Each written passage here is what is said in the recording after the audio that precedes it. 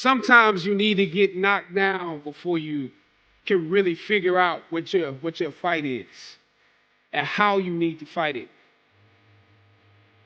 Sometimes you need to feel the pain and sting of defeat to activate the real passion and purpose that God predestined inside of you.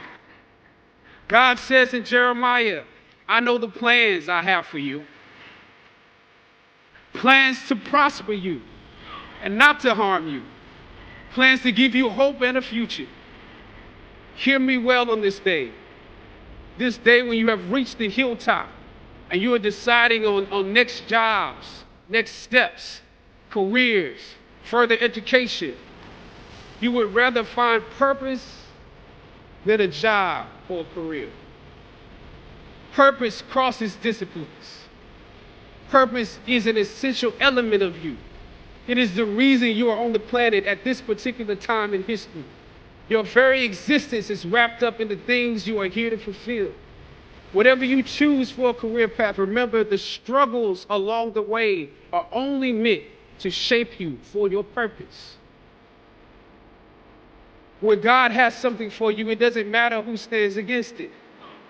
If it's meant for you,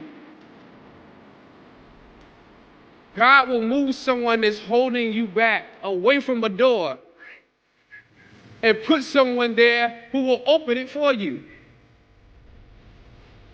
I don't know what your future is, but if you are willing to take the harder way, the more complicated one, the one with more failures at first than successes, the one that has ultimately proven to have more meaning, more victory, more glory, then you will not regret it.